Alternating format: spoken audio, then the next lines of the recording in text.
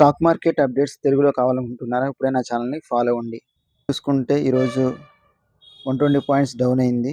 అలాగే సెన్సెక్స్ చూస్తే గనక 345 పాయింట్స్ డౌన్ అయింది.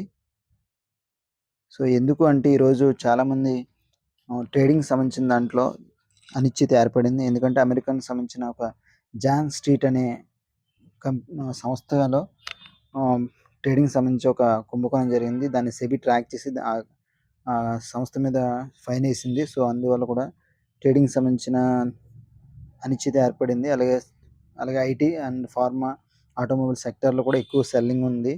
సో, చాలామంది ప్రాఫిట్స్ బుక్ చేసుకున్నారు కాబట్టి అమెరికాకి సంబంధించి టారిఫ్స్ పెంచుతారన్న గందరగోళం వల్ల కూడా స్టాక్ మార్కెట్ కొద్దిగా ఫాల్ అయింది. అలాగే ఎఫ్ఐఎస్, డిఎస్ కూడా సెల్లింగ్స్ ఎక్కువ చేస్తున్నారు. ఎక్కువగా ఉంది. దానివల్ల ఈరోజు స్టాక్ మార్కెట్ డౌన్ అయింది. ఎస్ అండ్ ఎఫ్ఐఎస్ కాంట్రిబ్యూషన్ చూద్దాం. డిఎస్, ఎన్ఎస్సిలో చూస్తే కనుక 11,581 క్రోర్స్ బై చేశారు. 11,561 క్రోర్స్ సెల్ చేశారు. నెట్ వాల్యూ చూస్తే చాలా లోగా ఉంది, 20 క్రోర్స్ మాత్రమే. అలాగే ఎఫ్ఐఎస్ చూస్తే కనుక 11,187 క్రోర్స్ బై చేశారు. 10,601 క్రోర్స్ సెల్ చేశారు. నెట్ వాల్యూ చూస్తే 585 క్రోర్స్గా ఉంది. అలాగే ఎన్ఎస్సి, బిఎస్సి, ఎంఎస్సిఏలో చూస్తే కనుక డిఐఎస్ 12,468 క్రోర్స్ బై చేశారు. 11,877 క్రోర్స్ సెల్ చేశారు. నెట్ వాల్యూ చూస్తే 591 క్రోర్స్. అలాగే డిఐఎస్, ఎఫ్ఐఎస్ చూస్తే 11,829 క్రోర్స్ బై చేశారు. 11,608 క్రోర్స్ సెల్ చేశారు. నెట్ వాల్యూ చూస్తే 221 క్రోర్స్. సో, చాలా ఎక్కువగా అమ్మకాలు జరుగుతున్నాయి.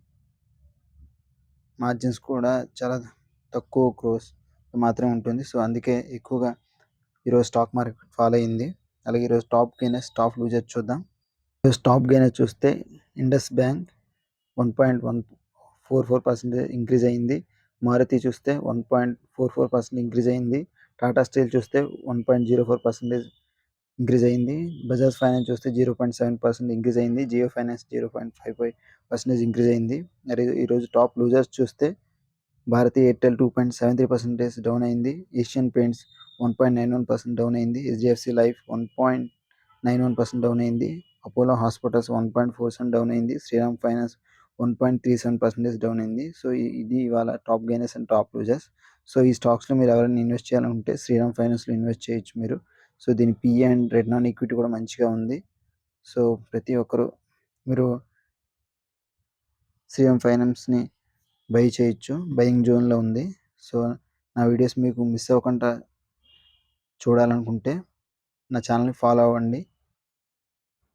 Thank you for watching this video.